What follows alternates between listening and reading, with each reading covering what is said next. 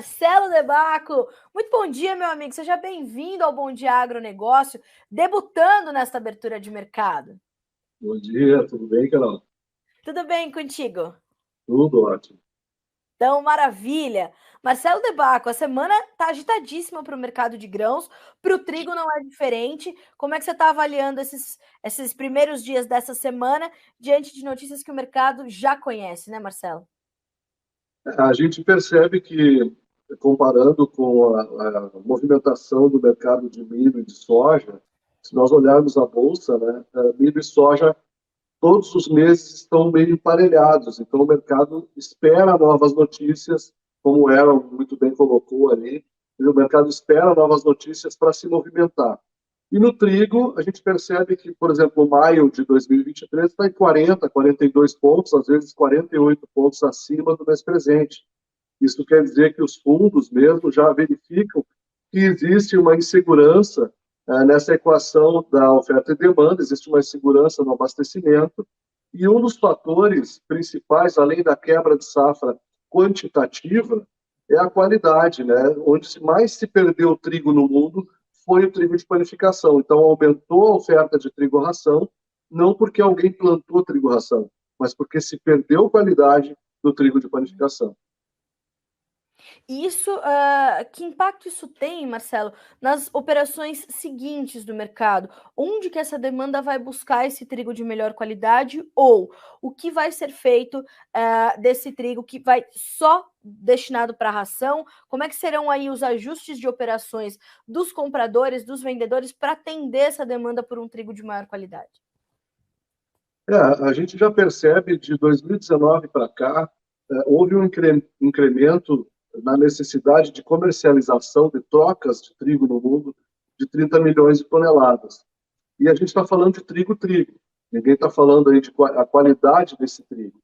E quando a gente começa a falar em qualidade, o trigo brasileiro entrega até 17% de proteína, que é um fator extremamente importante para a panificação. O pessoal da panificação precisa de mais proteína para o desenvolvimento de glúten. Então, nesse sentido, o Brasil ganha espaço frente a outros exportadores, né? A própria Ucrânia manifestando que vai ter menor qualidade, a Rússia provavelmente, toda a Europa, onde tem esse tempo excessivamente quente e seco, então os números podem surpreender na procura, especialmente a gente olhando a Bolsa de Minneapolis, que opera mais sobre os trigos, ou até Kansas, sobre os trigos panificáveis, a gente pode ter intervalos de preço muito grandes, por exemplo, comparando com Chicago.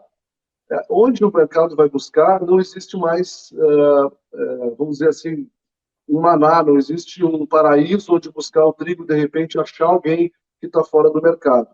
O que a gente percebe é que aqui, internamente, nós vamos ter um mercado bem diferente, bem descolado das cotações internacionais, e isso é bastante crítico para quem investiu no plantio de trigo nesse ano.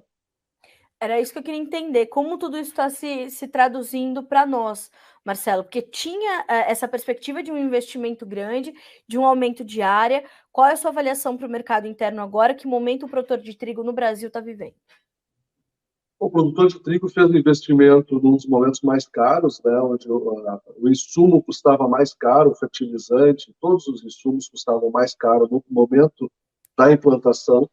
Me lembro que a própria semente de soja valia muito dinheiro, a semente de trigo era muito cara. Então, era um momento, os preços também, o trigo chegou a bater R$ 2.350 no interior, e isso estimulou bastante o plantio. E também nós temos um fator bastante crítico, que nós tivemos uma quebra de safra de verão, e todo esse custo da safra de verão, todos os custos da propriedade não conseguiram ser saldados com a safra de verão. Então o produtor se obrigou a fazer a cultura de inverno para aumentar a sua cultura de inverno, para ter receita para cumprir com aqueles compromissos passados e também com os futuros. O que a gente percebe é que nós não temos uma estrutura logística e financeira para abraçar toda essa produção. Então, nós vamos ter um excedente de produção. Paraná, Rio Grande do Sul e alguns outros estados vão ter excedentes de produção relativos ao mês de consumo, e esses excedentes vão ter que ser exportados. Em maio, junho, nós falávamos aí no preço na casa de $405 na exportação.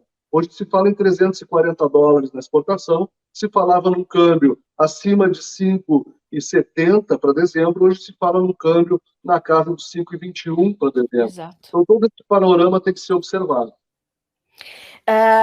Como é que você sente o produtor agora, Marcelo? Você que lida com ele todos os dias, ele está apreensivo diante desse cenário ou ele conseguiu adiantar os seus negócios de forma a garantir boas oportunidades de mercado? Ou ele agora está um pouco mais reticente ou está tentando garantir as suas vendas ou podendo antecipar agora algumas vendas, temendo que ele possa ter talvez valores um pouco mais contidos também mais à frente? Como é que ele está se comportando comercialmente diante de tudo isso? O produtor percebeu nos últimos 3 anos que todos os negócios futuros que ele fez antes da colheita acabaram sendo os piores negócios. Então, alguns produtores, a maioria deles, preferiu não vender trigo futuro. E depois, também existe o fator de qualidade, né? Houveram problemas de qualidade no trigo na colheita que foram identificados, condenaram, trouxeram devolução de carga, trouxe um pouco de trauma para quem fez negócio futuro. E agora, nesse momento, o produtor também tem medo, porque a gente tem que fazer um exercício um pouco de memória curta. O plantio do trigo foi atrasado no Rio Grande do Sul, especialmente pela chuva. Nós tivemos um maio extremamente chuvoso. A maioria das pessoas não conseguiu plantar depois do dia 20 de maio, e muitas lavouras terminaram o seu plantio depois do 30 de julho, que é fora da janela recomendada. Então, esse fator associado também ao clima, nós não tivemos geadas significativas no estado do Rio Grande do Sul, então tem baixo perfilhamento, as lavouras começam a apresentar weed, doenças fúngicas, justamente porque a temperatura tem sido mais elevada. Nós temos um gradiente de temperatura muito grande, que não é bom para o trigo. Isso também então fortalece a posição de não fazer, ao mesmo tempo que o produtor percebe que perdeu os bons preços até nesse momento, perdeu bons preços, boas oportunidades, ele também não quer correr o risco de fazer mais um futuro, como ele fez com soja e fez trigo nos outros anos, e vem ali na frente se arrepender com preços melhores. Tem isso, né, Marcelo? Toda essa carga que ele veio carregando para o produtor do Rio Grande do Sul, especialmente, quando a gente pensa que ele veio perdendo ali milho em pelo menos 3 safras de verão, e aí ter mais uma preocupação nessa safra de inverno que tinha tudo para ser ter boas oportunidades aí pela frente, pesa, né, no psicológico, na decisão que ele vai ter que tomar, nos investimentos que ele vai fazer na nova safra de verão. Quer dizer, não é um momento dos mais tranquilos, portanto, né? E também tem o seguinte, né, Carol? O produtor é que abraça todo o risco climático e não adianta ele ser o único que aposta, né? Todo o mercado, no momento que tem uma quebra, quem fez os contratos quer buscar o produto e exigir o cumprimento do contrato. Claro. E nesse sentido, os produtores acabam sendo aí a ponta que realmente tem que dar conta do trigo que fez o contrato, e por isso eles saem um pouco da situação, preferem não fazer e esperar o momento da safra. Agora, tem um fator importante, né, Carol? 2021, 2022, com a quebra da safra de verão, tanto de milho quanto de soja, houve espaço no porto suficiente para exportar 2.670.000 toneladas de trigo. Sim. Esse ano, se nós tivermos uma safra de milho moderadamente boa e a de soja dentro de uma normalidade, nada excedente, já vai ter um gargalo no porto pela variedade de produtos e a falta de espaço para cargas tão heterogêneas, né? Nós temos um problema que o Porto de Rio Grande não conseguiu autorização, os operadores não conseguiram autorização para ampliação do porto. No âmbito federal já foi dada autorização, mas no âmbito estadual já se arrasta por 8 anos aí a dificuldade de ampliação do porto, dos portos, né, de toda a estrutura portuária, e nós temos a produção crescendo, mas a saída encolhendo, né? Isso é um problema muito sério que gera esse custo logístico, ele vem para a retaguarda, ele começa a ser distribuído para o transporte rodoviário, ferroviário, para a estrutura interna de abastecimento e armazenagem, para a indústria local, que também não consegue absorver toda essa oferta num momento tão curto. Então, tudo isso é o custo que a decisão, às vezes política ou técnica, não sei avaliar, mas é uma decisão que repercute num custo que vai cair no colo do produtor de novo. Você sabe, Marcelo, outro dia eu estava tendo aqui uma conversa com os meus diretores e até um pessoal de um aplicativo que está trabalhando aqui com a gente, que é o eBarn. Você já teve também você tem essa experiência, né? Você tem esse projeto do aplicativo também. E a gente estava falando sobre a comercialização de trigo e como não está só na mão do produtor e dos vetores de comercialização essa questão do trigo no Brasil, né? Eu passei uma semana aí com vocês, você me ensinou muito sobre isso, sobre como o trigo ainda precisa de políticas públicas para se estabelecer, como os investimentos do produtor, eles sofrem alguma insegurança justamente por conta dessa dificuldade de previsibilidade que o mercado de trigo tem no Brasil e que poderia ter partindo do campo, mas precisa ter um alinhamento melhor ali com o governo, também trazendo para a mesa da discussão esses vetores da comercialização, compradores, vendedores, moinho, as indústrias, enfim, a gente podia ter um alinhamento melhor para que os investimentos, as projeções, as estimativas e a garantia de que o estabelecimento do Brasil enquanto um player importante de trigo poderia estar melhor consolidado, né? Eu acho o seguinte, cara, eu acho que o trigo é como o termômetro. Não é ele que está com febre, é o paciente. Então, o trigo acaba servindo de termômetro. Ele demonstra como o nosso planejamento é mal feito, né? Veja bem, nós tínhamos no Rio Grande do Sul, e até 2010, 2008, 10 milhões de toneladas de produção de soja. Nós temos aí um potencial de 26 milhões de toneladas de soja e o porto é do mesmo tamanho, a ferrovia está do mesmo tamanho e os rios não são utilizados. Isso acontece no Brasil inteiro, apesar de todo o ganho que se teve no Arco Norte, nos portos do Arco Norte, favorecendo aquele polo de produção, mas a gente vê o pessoal da agricultura de carne, de ovos, diminuindo o alojamento, o pessoal da suinocultura tendo prejuízo, o pessoal do milho, mesmo com etanol aí, tendo milho a céu aberto, quer dizer, uma demonstração clara de falta de planejamento, e nesse sentido é que eu acho que a política pública poderia interferir. Eu não sou muito favorável a ficar pai governo, porque isso aí cria também um favorecimento a quem é incompetente ou até desorganizado, até desleal com a nação, com o dinheiro público.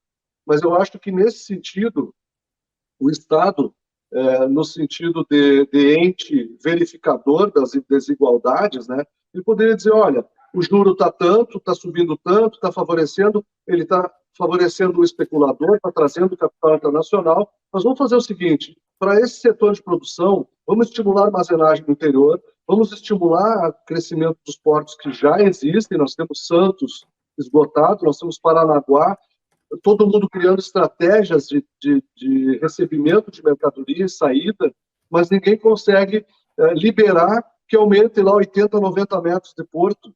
Isso é um absurdo. Então, o produtor investe todo o seu conhecimento e absorve as tecnologias, a pesquisa verifica as necessidades e busca produzir sementes e trazer tecnologia. O pessoal de fertilizante tenta fazer o fertilizante chegar da forma mais barata possível, e a gente vê que essas entraves que dependem um pouco da decisão pública, mesmo a questão impositiva, né, acaba impactando na cadeia e desorganizando ela. Então, o trigo, eu acho que não é o produto que tem um problema. Nós temos uma cultura de inverno, a cultura de inverno já é uma cultura de altíssimo risco, né, mas o que falta é planejamento estratégico. Dizer, olha, fica todo mundo aí fazendo foto no trigo, hoje todo mundo fala de trigo, a gente vê em todas as esferas nacionais o pessoal falar de trigo, mas ninguém planeja, ou pelo menos a gente percebe, tem essa sensação de que ninguém está planejando esse crescimento, organizando ele de forma que lá na hora de comercializar, o produtor não seja penalizado. E é isso que vai acontecer. Os preços vão cair muito com a oferta de trigo, a indústria moageira não tem condições de absorver, porque o trigo saiu de R$ 800 a tonelada para R$ 2.000 a tonelada. Então, não existe fluxo de caixa que acompanhe isso, com um crescimento de juro como está acontecendo. Então, desculpa o desabafo, assim, se eu estou exagerando até, né, na emoção, mas me parece que a gente está pegando o termômetro e culpando ele pela doença do paciente, né? Então, Exatamente. não é o trigo o problema e não é o governo o problema. É justamente a falta da interligação e um planejamento estratégico para a gente chegar no ponto em que a indústria tenha o abastecimento, não precise comprar todo o trigo na safra, porque ela vai ter esse abastecimento escalonado, mas também as trades, o mercado internacional, e aí aquilo que eu falei no começo, de 2019 até agora, precisa 30 milhões mais de toneladas de trigo, é aí que o Brasil se encaixa. O Brasil pode alcançar 30 milhões de toneladas de trigo em 3 anos. A pesquisa está aí entregando em 5 anos trigo com 17% de proteína, 14% de proteína, que não existia.